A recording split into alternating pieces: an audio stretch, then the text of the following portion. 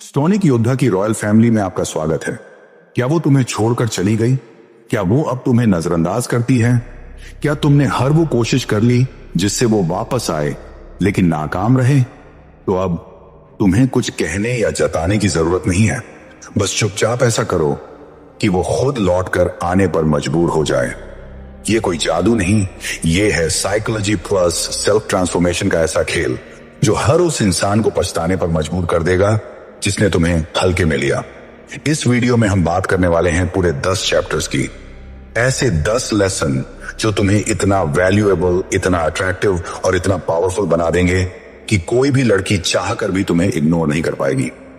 ये सिर्फ बात नहीं है, ये वो अंदरूनी बदलाव है जो किसी को भी मेंटल रिग्रेट, इमोशनल अट्रैक्शन और अंदरूनी गिल्ट में जला देगा।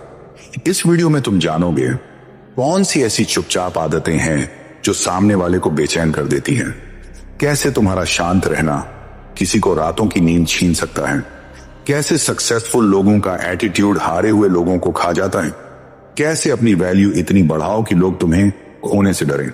और सबसे खास बात यह है भाई, चैप्टर 10 में हम बात करेंगे उस सबसे खतरनाक माइंडसेट की जो एक बार आ गया तो कोई भी लड़की तुम्हारे पास खुद लौटने पर मजबूर हो जाएगी, क्योंकि फिर तुम सिर्फ एक इंसान नहीं, एक अधूरा सपना बन जाओगे जिसे वो पूरा करना चाहेगी। तो इस पूरी सीरीज को अंत तक जरूर देखना। हर चैप्टर तुम्हें एक नया हथियार देगा खुद को और भी घातक बनाने का। तैयार हो? तो चलो अब खेल शुरू करते हैं। आइए शुरू करते हैं। चैप्टर 1, जब वो चला गया और तुम वहीं ठहर गए। कभी किसी को इतने दिल से चाहा है कि उसकी एक मुस्कान से तुम्हारा पूरा दिन अच्छा हो जाए, और फिर एक दिन वो मुस्कुराना ही छोड़ दें। एक दिन वो इंसान जिसके साथ तुमने आने वाला हर कल सोच लिया था, वो इंसान अचानक आज तुम्हारे पास होना बंद कर देता है। एक दिन वो तुम्हारी जिंदगी से बस चला जाता है, ना कोई बड़ी वजह, ना कोई अलविदा, सिर्फ खामोशी। जब कोई आपको छोड़ता है तो वो सिर्फ आपको नहीं छोड़ता, वो तुम्हारा आत्मविश्वास तोड़ देता है, वो तुम्हारा अंदर का सुकून छीन लेता है, वो तुम्हारी आंखों से उम्मीदें चुरा लेता है। और सबसे खतरनाक बात यह होती है, तुम खुद को ही दोष देने लगते हो। शायद मुझसे ही कोई कमी रह गई, शायद मैं उसके लायक नहीं था, शायद मैं थोड़ा और अच्छा होता तो वो रुक जाता। लेकिन क्या कभी आपने सोचा वो चला गया, ये उसकी गलती थी, लेकिन तुम वहीं रुक गए, ये तुम्हारी। तुम क्यों टूटे जब वो गया? क्योंकि तुमने अपने सारे ख्वाब उसमें लपेट दिए थे, क्योंकि तुमने अपनी पहचान उसके साथ जोड़ ली थी। और जब वो चला गया तो तुम्हें ऐसा लगा जैसे तुम खुद को भी खो बैठे हो। लेकिन यही सबसे बड़ी भूल होती है। जब आप किसी को इतना ज्यादा दे देते हो कि आपके पास खुद के लिए कुछ नहीं बचता, तो उसके जाने पर आप खुद को ही खाली महसूस करने लगते हो। अब तुम्हारे पास 2 रास्ते हैं। पहला रास्ता, तुम यूं ही टूटे रहो, उसकी तस्वीरें देखते रहो, रात रात भर रोते रहो और उस इंसान के पीछे भागते रहो जिसे तुम्हारे आंसुओं से कोई फर्क नहीं पड़ता। दूसरा रास्ता, चुपचाप अपने आंसुओं को अपनी आग बना लो, खुद को ऐसा बना लो कि वो तुम्हें देख भी ना सके, क्योंकि तुम्हारी चमक उसकी नजरें झुका दे। यही वो वक्त है जब तुम ये तय करते हो कि तुम्हें किसी का इंतजार करना है या खुद ऐसा बन जाना है कि लोग तुम्हारा इंतजार करें। क्योंकि जो चला गया वो तुम्हारे भाग्य का अंत नहीं है, वो तुम्हारी नई शुरुआत का कारण है। उसके जाने से जो जगह खाली हुई है उसे आंसुओं से मत भरो, उसे अफसोस से मत भरो, उसे खुद से प्यार करके भरो। जब तुम खुद को फिर से संवारते हो, तुम्हारी आंखों में आत्मविश्वास लौटता है, तुम्हारी चाल में गुरूर लौटता है और तुम्हारी खामोशी में आग लौटती है। याद रखना, उसके लौटने का रास्ता तुम्हारी चुपचाप बढ़ती हुई रोशनी से होकर ही गुजरता है। और अब सोचो एक बार, वो इंसान जो कभी तुम्हें नजरअंदाज करता था, अगर आज देखे कि तुम पहले से कहीं ज्यादा खुश, शांत और सफल हो, तो क्या वो अंदर से नहीं टूटेगा? वो जरूर लौट कर आएगा, पर तब जब तुम उसे लेने के लिए रुके नहीं होगे। एक जरूरी सवाल नेक्स्ट चैप्टर का हुक, और सवाल ये है, क्या सिर्फ खुद को खुश दिखा देना ही काफी है, या फिर ऐसा कौन सा साइलेंट एक्शन है जो उसे अंदर तक झकझोर देगा और वो खुद कहेगा मैंने उसे खो दिया? जानिए अगले चैप्टर में। चुप रहो लेकिन ऐसा काम करो कि वो बेचैन हो जाए। चैप्टर 2, चुप रहो लेकिन ऐसा काम करो कि वो बेचैन हो जाए। क्या तुम जानते हो इंसान की सबसे खतरनाक ताकत उसकी आवाज नहीं, उसकी खामोशी होती है। जब तुम हर बात का जवाब देना बंद कर देते हो, जब तुम सफाई देना छोड़ देते हो, जब तुम यह जताना छोड़ देते हो कि तुम परेशान हो, तब सामने वाला डरने लगता है। क्योंकि silence is not weakness, silence is power. वो सोचता था कि तुम रोओगे, टूटोगे, फोन करोगे, माफी मांगोगे, पीछे पीछे फिरोगे, लेकिन जब तुमने चुप रहना शुरू किया तो उसे यकीन ही नहीं हुआ कि ये वही इंसान है जो कभी उसके बिना अधूरा था। तुम्हारी खामोशी उसकी बेचैनी बन जाती है, तुम्हारा शांत रहना उसकी रातों की नींद छीन लेता। खामोशी के पीछे आग जलनी चाहिए, पर सिर्फ चुप रहना काफी नहीं होता। अब सवाल यह है, तुम्हें चुप रहकर करना क्या है? तुम्हें अपनी बॉडी पर काम करना है, अपने दिमाग को इतना तेज बनाना है कि किसी भी इंसल्ट का जवाब सिर्फ तुम्हारी सक्सेस हो। तुम्हें अपने कपड़ों, चलने के अंदाज और बात करने के तरीके तक को शेर जैसा बनाना है। जब तुम ट्रांसफॉर्म होते हो तो वो जो तुम्हें कभी हल्के में लेता था, आज खुद को हल्का महसूस करता है। तुम्हारा बदलाव उसका पछतावा बनना चाहिए। याद रखो, तुम्हारा साइलेंस तब तक बेकार है जब तक उसमें एक्शन की गूंज नहीं है। उससे कुछ मत कहो, बस इतना कर दो। 1. सोशल मीडिया पर शांत रहो लेकिन ग्लो अप करो। 2. किसी दोस्त से शिकायत मत करो, बस अब खुद सबसे अच्छे दोस्त बनो। 3. किसी को दिखावा मत करो, लेकिन इतना इंप्रूव करो कि तुम्हारा चलना भी मैसेज बन जाए। जब वो तुम्हारी तस्वीर देखे और उसका दिल कहे ये तो वही है, लेकिन अब ये वही नहीं रहा, तब समझना तुम्हारी चुप्पी ने तीर चला दिया है। सक्सेसफुल लोग ऐसा ही करते हैं। क्या आपने कभी देखा है कि जो सच में बड़े लोग होते हैं वो कम बोलते हैं, ज्यादा करते हैं? क्यों? क्योंकि उन्हें पता है बातें हवा में उड़ जाती हैं, लेकिन बदलाव सीधा दिल में उतरता है। जब किसी ने उन्हें नजरअंदाज किया तो उन्होंने रोने की जगह अपने आप को ऐसा बना लिया कि फिर कोई उन्हें नजरअंदाज करने की हिम्मत न कर सके। उसकी सबसे बड़ी सजा क्या है? तुम्हारा बदल जाना। तुम्हारे शब्द नहीं, तुम्हारे साइलेंस से निकली अग्नि। वो तुमसे लड़ सकता है, बहस कर सकता है, इग्नोर कर सकता है, लेकिन वो कभी तुम्हारे इस नए रूप को झेल नहीं पाएगा। अब वक्त है सवाल का, नेक्स्ट चैप्टर का हुक। लेकिन रुको, क्या सिर्फ ग्लो अप और साइलेंस ही काफी है? क्या इससे वो अंदर से टूटेगा या खुद को सही ठहराने लगेगा? तुम्हें वो कौन सी साइकोलॉजिकल चालें चलनी चाहिए जिससे उसका ईगो टकरा जाए और वो खुद को तुम्हारे बिना अधूरा मानने लगे? जानिए अगले अध्याय में ईगो पर वार, जब वो खुद को दोषी मानने लगे। चैप्टर 3, ईगो पर वार।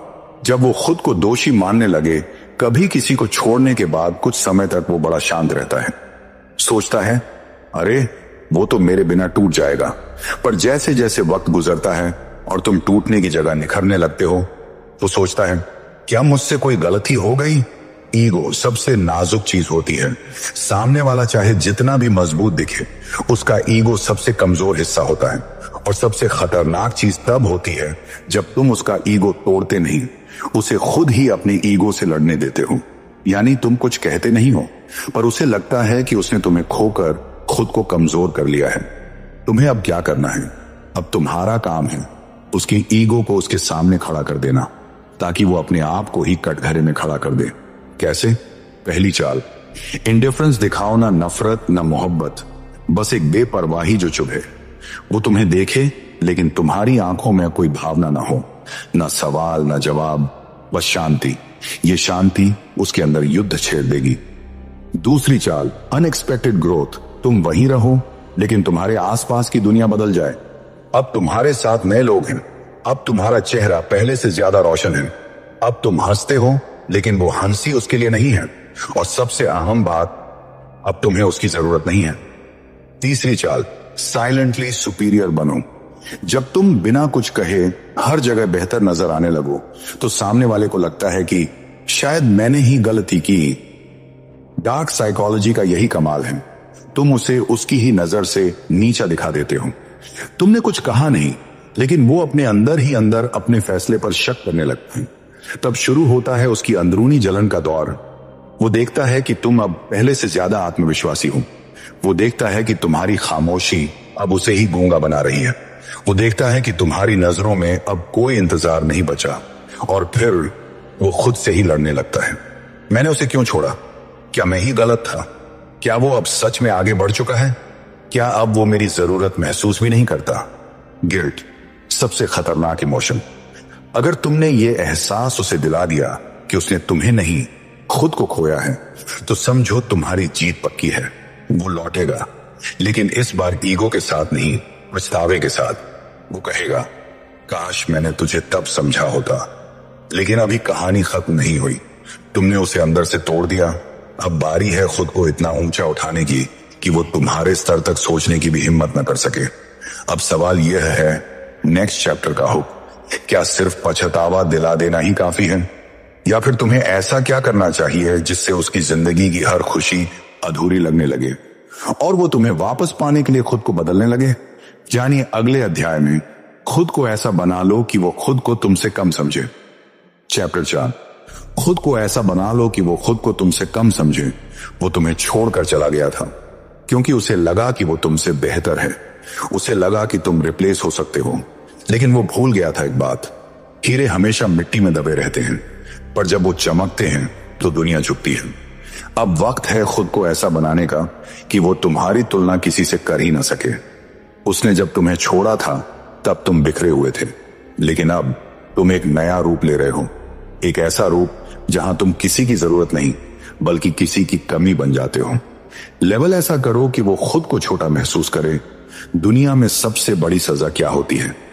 जब कोई तुम्हें छोड़ दे और फिर तुम्हें उस मुकाम पर देखे जहां पहुंचने का वो कभी सपना भी ना देख सका। उसने सोचा था तुम रोगे, तुमने तय किया कि तुम उन्नति करोगे। अब तुम्हारा शरीर फिट है, चेहरा आत्मविश्वास से दमक रहा है, बातें कम लेकिन असरदार हैं। तुम्हारा जीवन अब इतना व्यवस्थित है कि उसकी अस्त व्यस्तता उसे खुद से शर्मिंदा करने लगे। लोग जब तुम्हारे बारे में बात करें तो वो तुम्हारा नाम सुनकर चुप हो जाए, जब वो किसी ग्रुप में तुम्हारा नाम सुने और अचानक मुस्कान छुपा ले, जब उसे तुम्हारी तस्वीर किसी म्यूचुअल फ्रेंड की स्टोरी में दिखे और वो स्वाइप कर दे लेकिन दिल में सुई सी चुभे, तो समझो तुमने खुद को उस ऊंचाई पर पहुंचा दिया है जहां उसकी नजरें नहीं, उसका आत्मसम्मान हिलता है। तुम अब कंपैरिजन नहीं, एग्जाम्पल बन चुके हो। कभी वो तुम्हारे साथ रहा करता था, अब वो दूसरों से पूछता है, क्या वो अब भी अकेला है? क्या उसके पास कोई है? और जब उसे जवाब मिलता है, नहीं, अब वो खुद में इतना कंप्लीट है कि किसी की जरूरत ही नहीं लगती, तो वो अंदर ही अंदर जलता नहीं, पिघलता है। डार्क साइकोलॉजी, मिरर इफेक्ट का खेल। जब तुम्हारी लाइफ उसकी लाइफ से ज्यादा बैलेंस्ड, ज्यादा सुंदर और ज्यादा शांत हो जाती है, तो उसके अंदर मिरर इफेक्ट ट्रिगर होता है। वो खुद को तुम्हारे मुकाबले में कमतर समझने लगता है। उसे अपनी चॉइसेस पर शक होने लगता है। वो बार बार सोचता है, क्या मैं ही गलत था? वो खुद को तुमसे कंपेयर करता है और हारता चला जाता है। तुम्हारा ग्लो अप उसकी इनसिक्योरिटी बननी चाहिए। अब तुम वो इंसान नहीं जो छोड़ दिए जाने के बाद टूट गया था। अब तुम वो इंसान हो जिसे छोड़ना उसकी सबसे बड़ी गलती थी। तुम्हें देखकर अब लोग नहीं, वो खुद सोचने पर मजबूर हो जाए, काश मैंने इसे कभी खोया ही ना होता। अब सवाल यह है, नेक्स्ट चैप्टर का हुक। लेकिन क्या सिर्फ खुद को बेहतर बनाना ही काफी है, या फिर कुछ ऐसा भी करना जरूरी है जिससे वो सिर्फ पछताए नहीं बल्कि लौटने के लिए मजबूर हो जाए, अपने घमंड को तोड़कर, अपनी ईगो को मारकर? जानिए अगले चैप्टर में, चैप्टर 5, फाइनल साइकोलॉजिकल मूव। जब वो खुद मैसेज करे, वो एक दिन तुम्हें जरूर याद करेगी। शायद किसी रात को, जब वो खुद को सबसे ज्यादा अकेला महसूस कर रही होगी, जब उसका चारों ओर दिखने वाला परफेक्ट दिखावा टूट रहा होगा, तब वो तुम्हारा प्रोफाइल खोलेगी और स्क्रीन के सामने कुछ देर तक चुपचाप बैठी रहेगी। उंगलियां यहां चलेंगी, मैसेज टाइप होगा, फिर डिलीट होगा, फिर से लिखा जाएगा, और फिर एक दिन, हे कैसी हो? ये मैसेज सिर्फ एक शब्द नहीं होता, ये उस अहंकार का अंतिम गिरना होता है जिसने कभी तुम्हें छोटा समझकर छोड़ दिया था।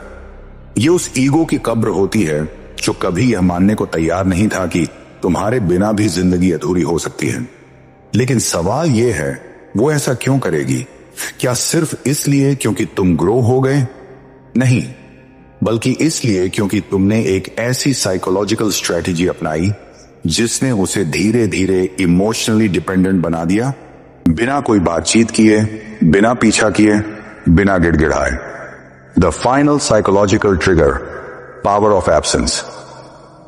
तुम्हारी मौजूदगी ने कभी उसे सिक्योर फील कराया था, लेकिन तुम्हारी गैर मौजूदगी ने उसकी जिंदगी को अधूरा बना दिया। जब तुम थे वो आजाद थी, जब तुम चले गए वो आजादी तन्हाई में बदल गई। अब जब वो हंसती है तो मुस्कान अधूरी लगती है, जब वो बाहर जाती है तो तुम जैसे इंसान की कमी महसूस होती है, और जब वो दूसरों से बात करती है तो कंपैरिजन खुद ब खुद तुम्हारे पक्ष में चला जाता है। Mirror neuron impact. दिमागी खेल इंसानी दिमाग ऐसे ही कनेक्शंस बनाता है। वो देखती है कि तुम खुश हो, संतुलित हो, शांत हो, और उसका ही दिमाग उसे कहता है वो तेरे बिना ठीक है, पर तू। अब उसकी नींद उड़ने लगती है। उसके मन में गिल्ट, क्यूरियोसिटी और लॉन्गिंग एक साथ पनपते हैं। तुम्हारा साइलेंस उसकी बेचैनी बन चुका है। तुमने ना उसे ब्लेम किया, ना मिन्नतें की, ना कोई सवाल पूछा, बस चुपचाप अपने आप को संभाल लिया। अब हर दिन जब वो तुम्हारी प्रोफाइल देखती है, हर वो स्टोरी जिसमें तुम हंस रहे हो, हर वो पोस्ट जिसमें तुम ग्रो कर रहे हो, वो उसके अंदर एक जलन और अधूरापन जगा देती है। अब क्या होता है? अब वो खुद तुम्हें मैसेज करती है, पहले कैजुअली, हे कैसी हो, फिर थोड़ा इमोशनल, मैं बस तुम्हें मिस कर रहा था, फिर गिल्ट में डूबी हुई कोशिश, क्या हम एक बार बात कर सकते हैं? और फिर वो पल आता है जब वो कहती है, मैं समझ गया था कि मैं गलत था, लेकिन अब पावर तुम्हारे हाथ में है। अब तुम तय करोगे, क्या तुम उसे माफ करोगे, या तुम उसे वही महसूस कराओगे जो तुमने कभी झेला था? क्या तुम उसके दिल का सुकून बनोगे, या उसकी अधूरी कहानी का सबसे मजबूत अध्याय? तुम अब उसके अंदर की खाली जगह नहीं, बल्कि उसकी सबसे बड़ी गलती बन चुके हो। अब अगला सवाल, नेक्स्ट चैप्टर का हुक। लेकिन जब वो लौटती है तब सबसे अहम फैसला क्या होता है? उसे अपनाना या उसे पछताने देना, माफ कर देना या मिरर दिखाना? जानिए अगले चैप्टर में, चैप्टर 6, फाइनल डिसीजन। माफ करोगे या उसे उसकी औकात दिखाओगे? वो लौट तो आई, लेकिन अब तुम वहीं नहीं खड़े थे जहां उसने तुम्हें छोड़ा था। अब फैसला तुम्हारे हाथ में है। वो इंसान जिसने तुम्हें नजरअंदाज किया, तुम्हारे जज्बातों को हल्के में लिया, तुम्हारे दर्द पर सवाल उठाए, अब लौट आया है, क्योंकि उसे तुम्हारी अहमियत अब समझ में आई है। लेकिन तुम क्या करोगे? एक, क्या तुम उसे गले लगाओगे क्योंकि प्यार अभी बाकी है? दूसरी, या फिर उसे उसकी औकात दिखाओगे क्योंकि इज्जत उससे कहीं ज्यादा जरूरी है? यहां एक बहुत गहरी बात है। माफ करना कमजोरी नहीं होती, लेकिन माफ करके वापस अपनी जिंदगी में किसी को जगह देना, ये एक बहुत बड़ा निर्णय होता है। क्यों? क्योंकि तुम दोबारा वही चोट झेलना नहीं चाहोगे। याद रखो, जब वो गई थी तब तुम टूटे थे, लेकिन जब वो लौट कर आई है, अब वो डर रही है। डर ये नहीं कि तुम उसे माफ नहीं करोगे, बल्कि डर ये है कि तुमने उसे भुला दिया है। अब तुम क्या कर सकते हो? दो रास्ते। ऑप्शन 1, माफ कर दो, लेकिन नए नियमों के साथ। अब तुम कमजोर नहीं हो, अब तुम नीडी नहीं हो, अब तुम इमोशनली कंट्रोल में हो। अगर तुम उसे अपनाते हो तो उससे पहले अपने स्टैंडर्ड्स और लिमिट्स तय करो। अब वो तुम्हारी जिंदगी में ऑप्शन बनकर नहीं आ सकती। अब तुम अपनी वैल्यू खुद सेट करोगे। ऑप्शन 2, उसकी जिंदगी से ऐसे गुजरो जैसे कभी थे ही नहीं। तुम्हारे वापस आने से फर्क नहीं पड़ा, क्योंकि तुम जब गए थे तभी मैंने खुद को पा लिया था। तुम चुप रहो, उसके हर मैसेज का जवाब ना दो या दो, लेकिन इमोशन के बिना। अब साइलेंस ही सबसे बड़ा जवाब होगा, द रियल पावर। जब तुम जवाब ना दो तब भी वो बेचैन रहे। तुमने माफ नहीं किया, तुमने बदला भी नहीं लिया, तुमने बस इग्नोर किया, और यही सबसे बड़ा सजा है। Psychological impact on her. तुम्हारी कोल्डनेस उसके गिल्ट को एम्पलीफाई करती है। तुम्हारा साइलेंस उसके रिग्रेट को परमानेंट बना देता है। तुम्हारी सेल्फ रिस्पेक्ट उसके ईगो की मौत बन जाती है। याद रखो, कभी कभी माफ कर देना बड़ा होता है, लेकिन माफ ना करना और चुप रहकर आगे बढ़ जाना, ये सबसे बड़ी जीत होती है। को कोसता रहे। अब आखिरी सवाल, नेक्स्ट चैप्टर हुक। लेकिन अगर उसने तुम्हारी जिंदगी से जाने के बाद किसी और से रिश्ता बना लिया हो और अब टूट कर फिर वापस आना चाहती हो, तो क्या करना चाहिए? क्या उसे एक और मौका देना चाहिए, या ये समझना चाहिए कि जो 2 बार टूट चुका है वो फिर नहीं जुड़ता? जानिए इस कहानी का अंतिम और सबसे पेचीदा भाग, चैप्टर 7। अगर वो किसी और के साथ थी फिर भी लौट आई, कुछ रिश्ते तब नहीं टूटते जब लोग दूर चले जाते हैं, बल्कि तब टूटते हैं जब वो किसी और को पास ले आते हैं। जब वो चली गई थी तो अकेली नहीं गई थी, वो किसी और की बाहों में थी, किसी और के नाम में मुस्कुरा रही थी। तुम्हारी जगह अब किसी और ने ले ली थी, और अब जब वहां सब टूट गया तो वो तुम्हारे दरवाजे पर वापस आई है। तुम्हारे मन में सबसे बड़ा सवाल है, क्या वो सच में पछता रही है, या अब बस उसे कोई और ठिकाना नहीं मिला? इस साइकोलॉजी को समझो। जब इंसान तुम्हें छोड़कर किसी और को चुनता है तो वहां सिर्फ अट्रैक्शन नहीं होता, वहां कंपैरिजन होता है। वो तुम्हें किसी और से कंपेयर करती है, वो किसी और के साथ तुम्हारे जैसी फीलिंग ढूंढती है, और जब वहां वो डेप्थ नहीं मिलती तब उसे तुम्हारी अहमियत समझ आती है। लेकिन अब सवाल यह है, क्या वो वाकई तुम्हारे लिए लौटी है या सिर्फ अपने अकेलेपन से भागने के लिए? इमोशनल कॉन्फ्लिक्ट अंदर से क्या कहता है?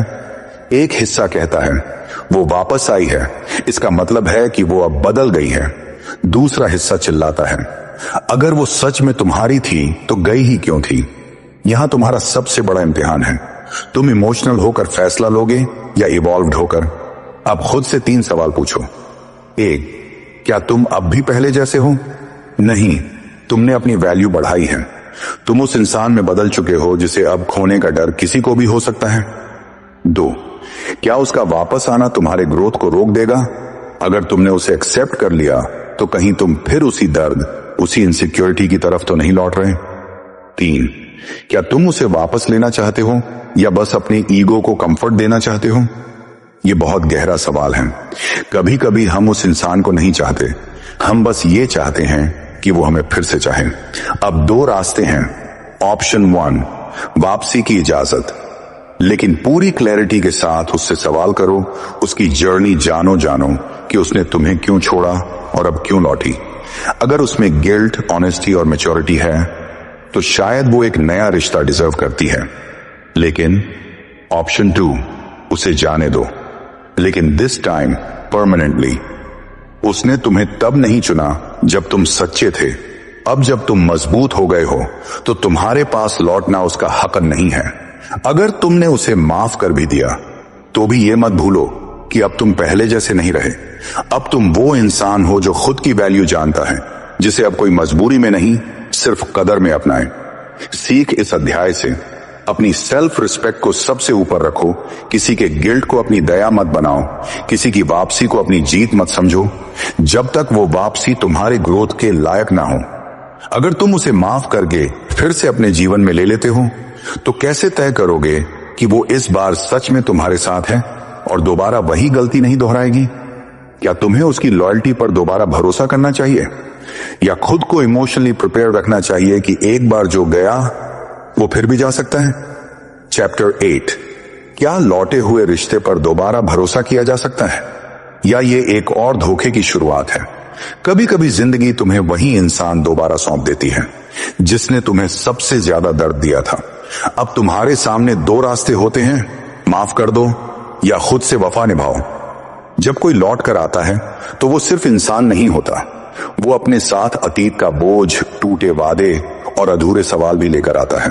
हो सकता है वो रोए, माफी मांगे, कहे अब मैं बदल गया हूं, अब मैं तुम्हें कभी नहीं छोड़ूंगा।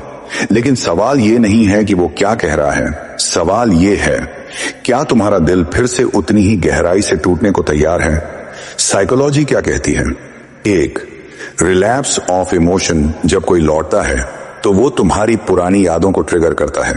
वो पहली मुलाकात, वो हंसी, वो गले लगाना, ये सब तुम्हारे दिमाग में डोपामाइन रिलीज करता है और तुम सोचने लगते हो शायद इस बार सब ठीक हो जाएगा।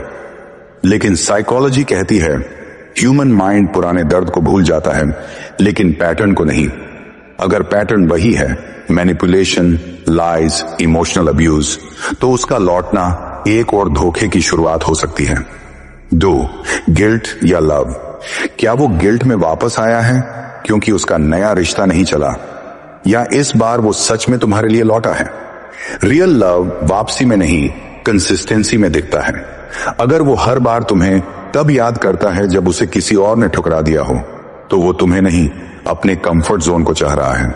ट्रस्ट को दोबारा टेस्ट कैसे करें? स्टेप 1, उसे अपने बदले हुए वर्जन से मिलवाओ। तुम अब वो कमजोर इमोशनली नीडी इंसान नहीं हो। तुम अब सेल्फ रिस्पेक्ट वाले हो, बाउंड्रीज वाले हो। उसे साफ साफ समझाओ, मेरी जिंदगी अब तुमसे नहीं, मेरी ग्रोथ से चलती है।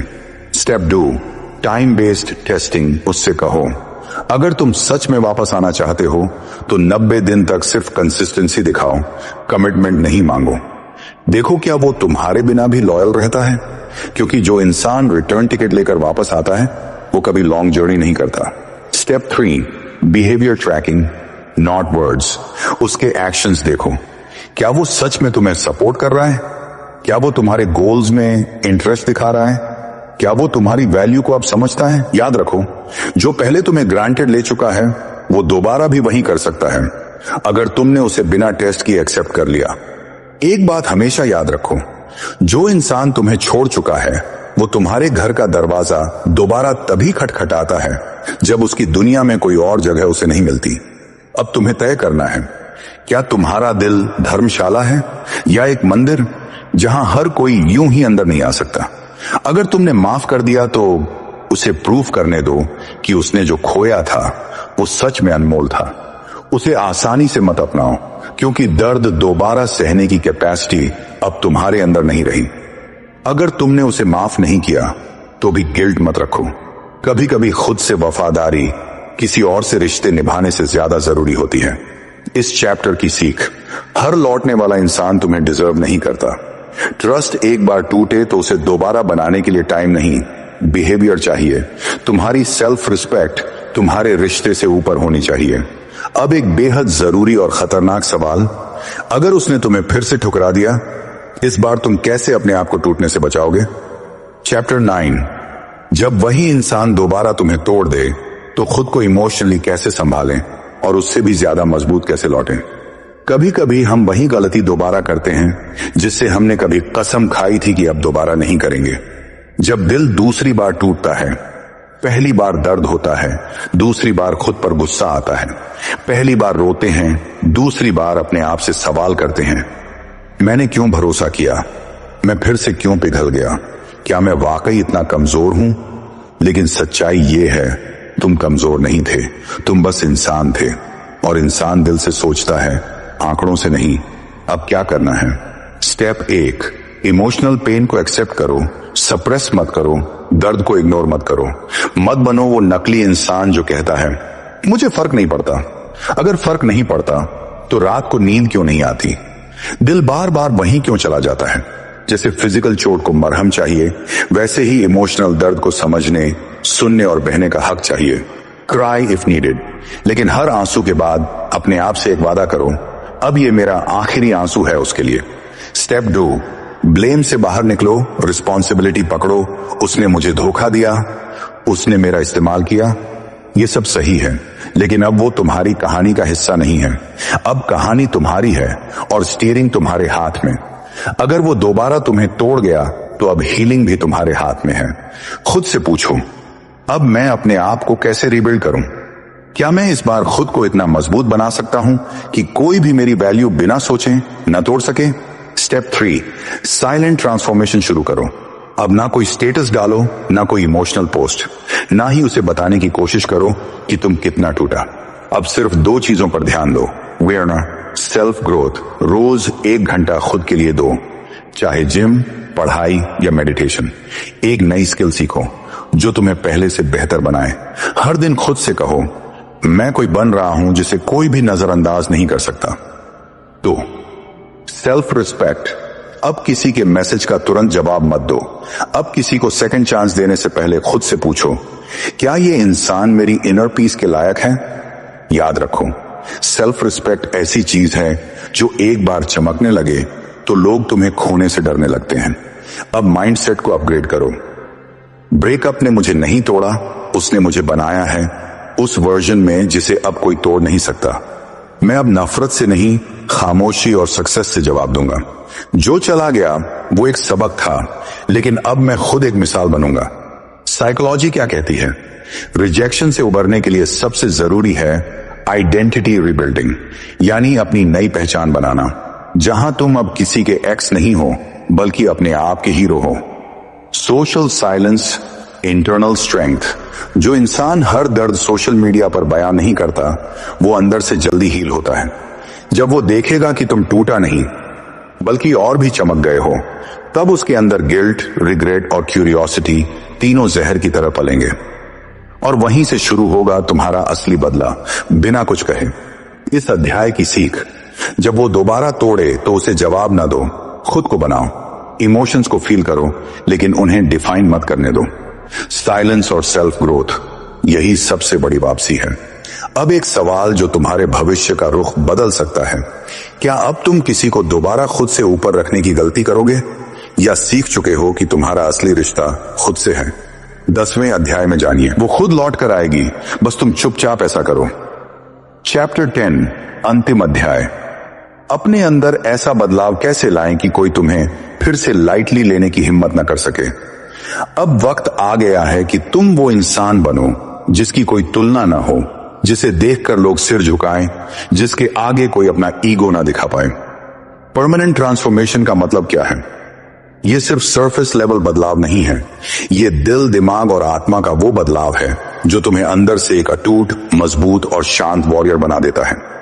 ट्रांसफॉर्मेशन की शुरुआत सेल्फ अवेयरनेस से तुम्हें खुद को पहचानना होगा, अपने कमजोरियों, डर, आदतों को समझना होगा और फिर धीरे धीरे उन्हें छोड़ना होगा। एग्जाम्पल, क्या तुम खुद को उस इंसान के रूप में देखते हो जो दूसरों की राय पर चलता है? क्या तुम अपनी वैल्यू दूसरों की एक्सेप्ट या रिजेक्ट करने की क्षमता पर टिका देते हो? क्या तुम अपनी खुशी या गम दूसरों के व्यवहार से मापते हो? जब जवाब हाँ में होगा तो ट्रांसफॉर्मेशन की जरूरत और भी ज्यादा होगी।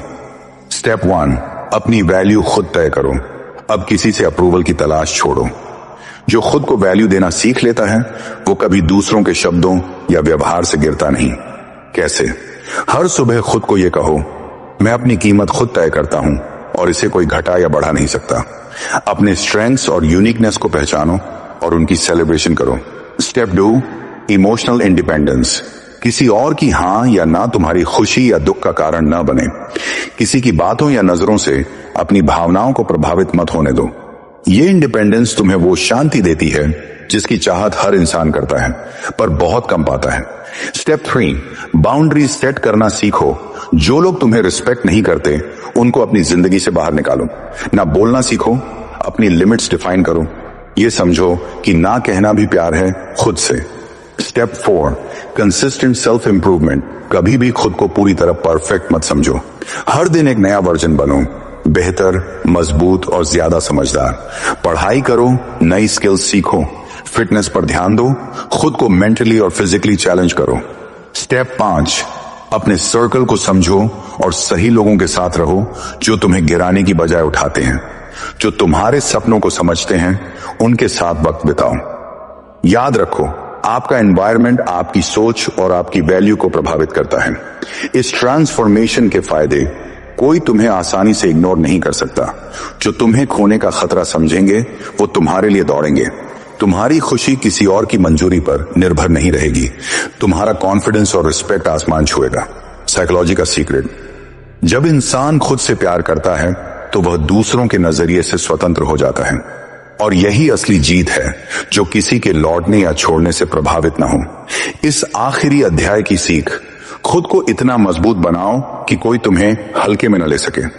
अपने अंदर की शक्ति पहचानो और उसे विकसित करो। अपनी वैल्यू खुद तय करो, अपनी खुशी खुद बनाओ। अब एक सवाल जो हर इंसान के लिए जरूरी है, क्या तुम इस बदलाव के लिए तैयार हो, या फिर वही पुराने जख्म, वही पुरानी आदतें फिर से तुम्हें रोकेंगी?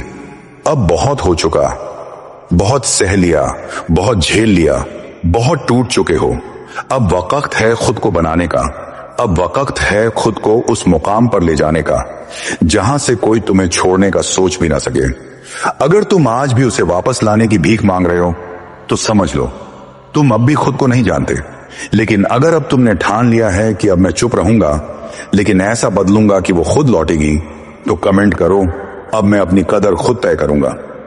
हर चैप्टर के बाद कमेंट करना, अपनी सोच को लिखो ताकि तुम्हारा दिमाग भी समझे। अब मैं वो इंसान नहीं जो किसी के चले जाने से टूट जाए। अब मैं वो बनूंगा जिसे खोकर लोग पछताएंगे। याद रखना, दुनिया उन्हीं की सुनती है जो अंदर से फौलाद होते हैं, और अब तुम्हारी बारी है फौलाद बनने की। तो चलो भाई, अपने दिल पर हाथ रखो और खुद से वादा करो, अब मुझे किसी को मनाना नहीं है, अब मुझे खुद को ऐसा बनाना है कि हर कोई मेरी कदर करे। और हाँ, अगला चैप्टर तुम्हारे अंदर की सबसे बड़ी कमजोरी को तोड़ेगा। तैयार रहना, क्योंकि अगली सीख तुम्हारी रूह हिला देगी।